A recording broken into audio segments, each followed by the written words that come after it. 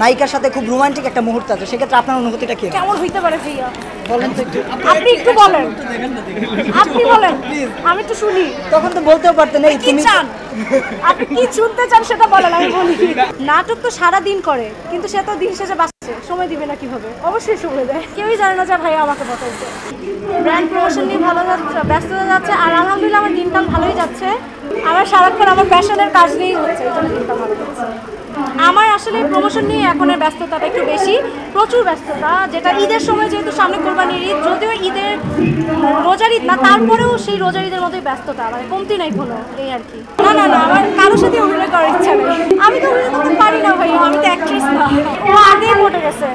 আমি আগে অনেক, ও আমার স্ক্রিপ্ট দেখে পড়ছে না, আমি আগে সোশ্যাল ওয়ার্ক করতাম, কিন্তু তার আগে ওর ফ্যামিলি সবাইকে আমার ছবি দেখা যাচ্ছে। তো মানুষজন ভাবে আমি ভাইয়াকে পটাইছি, কেউই জানে না যে ভাইয়া আমাকে পটাইছে। আলহামদুলিল্লাহ আমাদের মাঝে বন্ডিংটা অবশ্যই ভালো। স্বামী স্ত্রীর বন্ডিং যেরকম থাকা উচিত স্বাভাবিক, সেরকমই ভালো, সেরকমই স্বাভাবিক। নাটক তো সারা দিন করে, কিন্তু সে তো দিন শেষে বাঁচছে, সময় দিবে না কিভাবে? অবশ্যই সময় দেয়। যে আপনারা পছন্দ করতেছেন না, তারপর ফানি নাটক পছন্দ করেন, ফানি নাটক নিয়ে নেগেটিভ কথা বলেন, সেটাতেই সবচেয়ে বেশি ভিউ, সেটাই করে। শোনেন, বিনোদন কাকে দেওয়া হয়? বিনোদন দেওয়া হয় দর্শকদেরকে। দর্শক যেটা পছন্দ করে সেটাই এই মুহূর্তে ভিউ। কিন্তু নাটক, সিনেমার কথা যদি বলেন, বিনোদন অঙ্গন, সেটা বিনোদনের জন্যই দেওয়া হয়। দর্শক যেটাতে বিনোদন পায় সেটাই করে। বিষয়টা আসলে এই হিসেবে দেখবেন, ওখানে তো ভিউটাই ইম্পর্টেন্ট।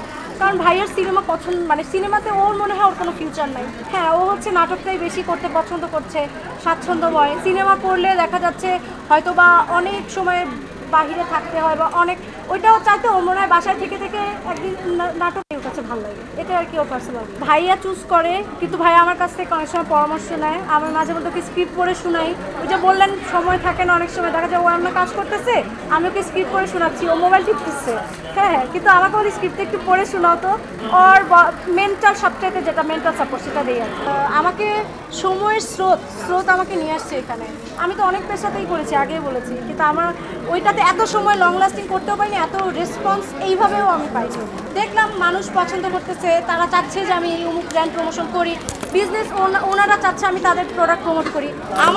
আমার যে ইনকামই হোক, অধিকাংশ ইনকামের একটা বড় অংশ চলে যাচ্ছে রাস্তার কুকুর যেগুলো আছে, যেগুলোকে কেউ, আসলে এটা বলা হাস্যকর, অনেকে এখানে হাসাহাসি করবে, কিন্তু সত্যি কথা বলতে এখানে একটা বিরাট অংশ যায় হচ্ছে ওই যে এই কুকুরের অমুক চিকিৎসা লাগবে, সবাই হচ্ছে আমার কাছেই আসে। ভবিষ্যতে অনেক দূর যাওয়ার ইচ্ছা ইনশাল্লাহ। আমি ক্লাস 6 থেকে হিজাব পড়ি, তখন ফ্যাশন বুঝতাম না ভাইয়া, আর অ্যাক্টিং করে, সেটা নিয়ে আমার হিংসা হবে, কারণ আমি হচ্ছে তার বউ, ওইখানে তো অ্যাক্টর।